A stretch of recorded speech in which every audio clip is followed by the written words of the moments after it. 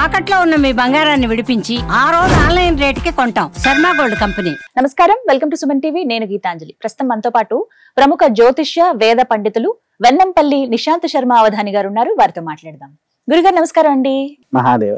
ఆడి అమావాస్య తమిళలో అలా అంటారు, కానీ మనకి ఆషాఢ అమావాస్య. మనకు ఆషాఢ అమావాస్య కూడా కాదమ్మా, చుక్కల అమావాస్య. చుక్కల అమావాస్య అనాలా? చుక్కల అమావాస్య, దాన్ని కూడా మీరు సెర్చ్ చేయండి, కనిపిస్తాయి. ఎందుకనంటే ఇందాకే మీకు గత ఎపిసోడ్ లో చెప్పాను, ఈ గౌరీ వ్రతాన్ని ఆచరించేది మళ్ళీ చుక్కల అమావాస్య వరకు చెయ్యాలి అనేది. నిజం. ముందు ఒక ఎపిసోడ్ కూడా చేయడం జరిగిందండి. ఏకాదశిని కామిక ఏకాదశి అంటారు, ప్రత్యేకంగా వ్రతం ఆచరించాలని. దానికి కొనసాగింపుగా అమావాస్య రోజు కూడా చేయాల్సి ఉంటుంది. ఆ వివరాలన్నీ ఇప్పుడు తెలుసుకుందాం. గురుగారు, మరి ఆషాఢ అమావాస్య, చుక్కల అమావాస్య, ఆ రోజున ఏమిటి విశేషం, ఏం చేయాలి, ఎటువంటి వ్రతాన్ని ఆచరించాలి, ఎవరు ఆచరించాలి, ఎలా?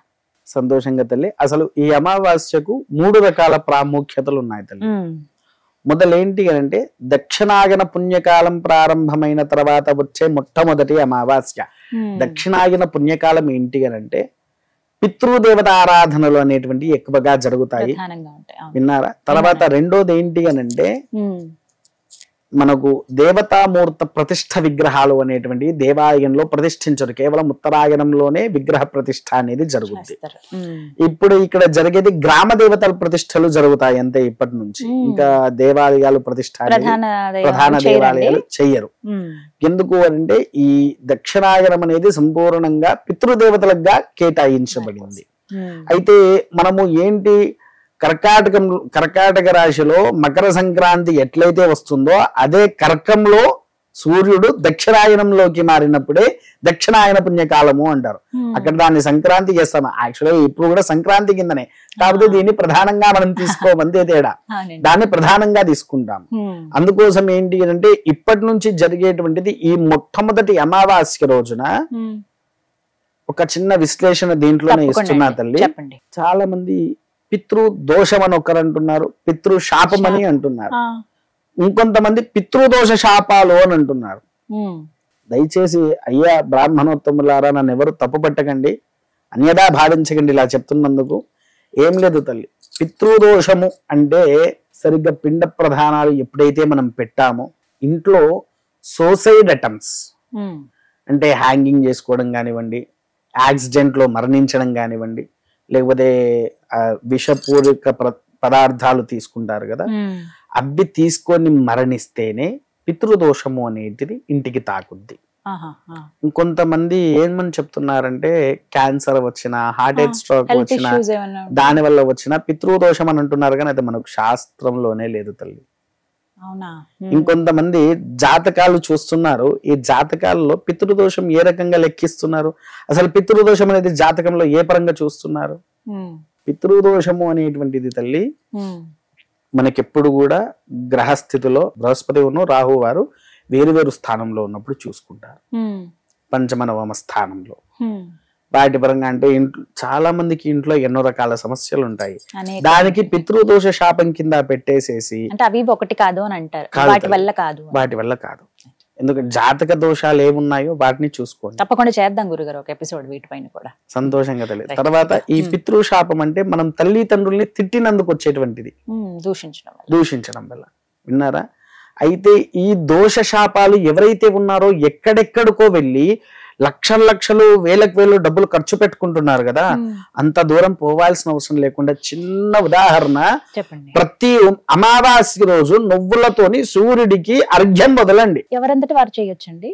ఎవరైనా, మగవాళ్ళు, అంటే బ్రాహ్మణులు ఉండాల్సిన అవసరం ఎవ్వరు లేరమ్మా, బ్రాహ్మణులతో కూడా అవసరం లేదు. కేవలము దాన్ని పితృతర్పణము అంటారు. మీరు కావాలంటే పురాతనమైన గ్రంథాలు కూడా తీసుకోండి, లేకపోతే మనకు ఇది నెట్ ఉంది కదా, నెట్ లో కూడా కొట్టి చూడండి, ఆషాఢ అమావాస్య విధానము అని కొట్టి చూడండి, దాంట్లో మనకు స్పష్టంగా కనిపిస్తాయి.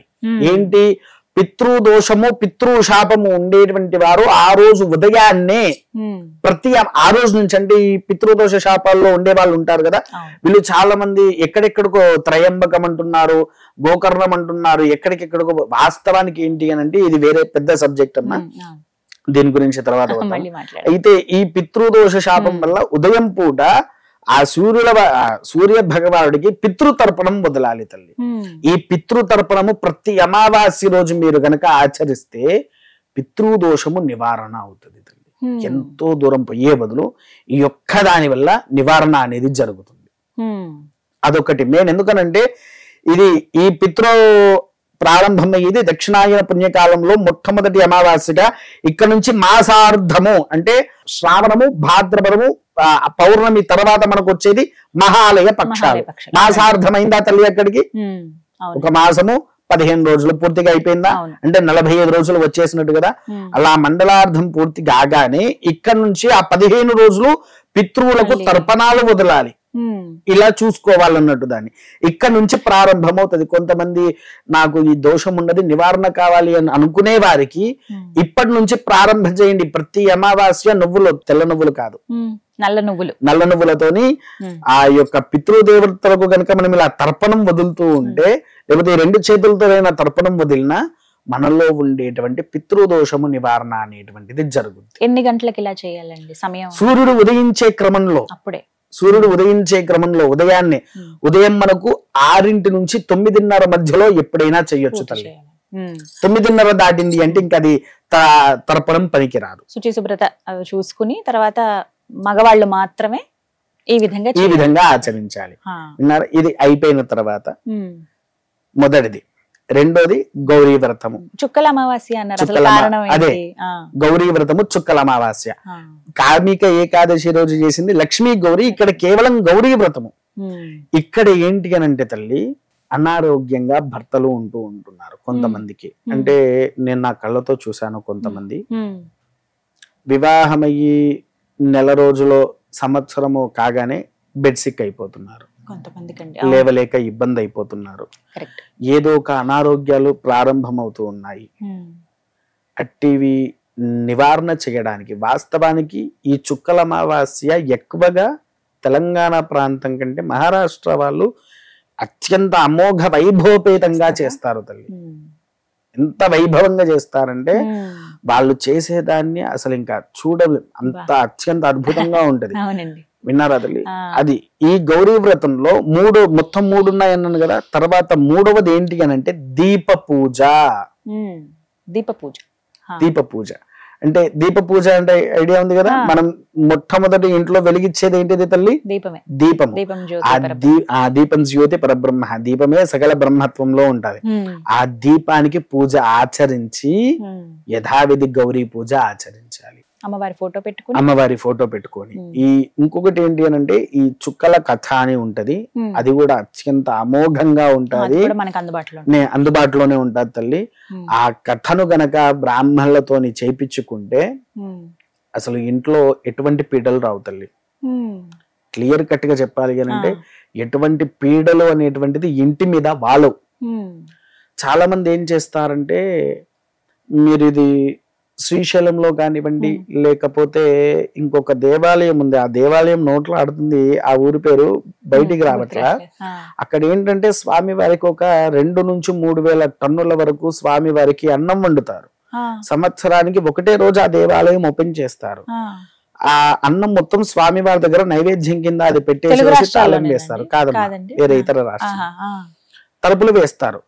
సంవత్సరం తర్వాత మళ్ళీ వాళ్ళ తలుపులు తీస్తే మొదలు పెట్టినప్పుడు ఎంత వేడిగా ఎంత స్వచ్ఛంగా ఉంటుందో ఆ దేవాలయంలో అన్నం కూడా అంతే స్వచ్ఛంగా ఉంటది, అంత వేడిగా ఉంటది.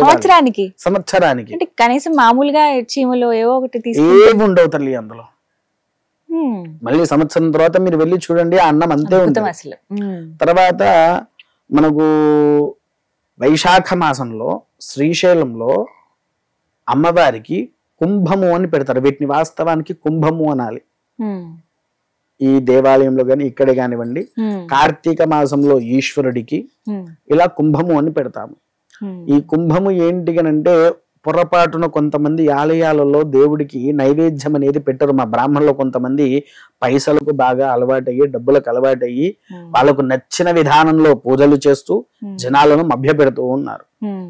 నా కళ్ళ ముందు కొన్ని దేవాలయాలు చూశాను, దేవుడికి నివేదన అనేటువంటిది పెట్టారు. అప్పుడు ఏం చేయాలి అని అంటే, మన ఇంట్లో ఒక 5 కిలోల రైస్ బండేసేసి మన ఇంట్లో ఉండే దేవుడికైనా సరే, లేకపోతే దేవాలయంలో ఉండే దేవుడికైనా సరే, మనం దీపారాధన దీప పూజ ఎక్కడైతే ఆచరించామో, గుళ్ళోనైనా సరే ఇంట్లోనైనా సరే, ఈ దీప పూజ మాత్రం ఖచ్చితంగా ఆ రోజు ఆచరించాలి తల్లి. ఆ రోజు ఆచరిస్తే మనకు ఇంట్లో వెలుగు ఏం చేస్తదమ్మా, మనకు ఒక దారి చూపిస్తది. అవును, ఖచ్చితంగా కదా. చీకట్లో ఉన్నప్పుడు మనకి ఏ దారి కనిపించదు. అదే వెలుగు ఉంటే ఎవరికైనా ఎంతటి దారులైనా సరే కనిపిస్తూ ఉంటాయి. 100 దారుల్లో ఏ దారి అనేది ప్రత్యక్షంగా మనకు చూపించే దారి దీపదేవత. ఆ దీపదేవత ఎవరు? శివుడికి మొత్తం 3 కుమార్తెలు. ఎవరు? మానసాదేవి, అశోక సుందరి, జ్యోతి. ఈ జ్యోతి ప్రథమ దేవతగా పూజింపబడే మొట్టమొదటి దేవత. రెండోది గణపతి ప్రథమ పూజుడు. వీళ్ళిద్దరే శివ వంశానికి చెందిన వాళ్ళు. ఈ దేవతారాధన చేసేది కూడా ఇదే ఆషాఢ మాసంలో వచ్చేటువంటి చుక్కల అమావాస్య రోజు ఆచరించాలి. ఈ 3 ఎప్పుడైతే మనం ఆచరిస్తామో అత్యంత అమోఘమైనటువంటి తేజస్సుతో ఇల్లు మొత్తం విరదిల్లుతూ ఉంటది తల్లి. మనలో ఉండే ఎన్నో సమస్యలు నివారణ అవుతాయి. వాస్తవానికి అంటే మీరు తప్పుగా అనుకోకండి ఇలా అంటున్నానని. కొంతమంది మీరు పరిహారాలు అడుగుతున్నారు, మంత్రం అడుగుతున్నారు, కొంతమంది బీజాక్షరాలతో సహా బయటికి చెప్పేస్తూ అవునండి చెప్తారు. వాళ్ళ ఉచ్చారణ సరిగ్గా పలకరాక దానివల్ల వారు ఇబ్బంది పడుతూ ఉంటారు. వాటి బదులు ఇవి చూపించండి వాళ్ళకు.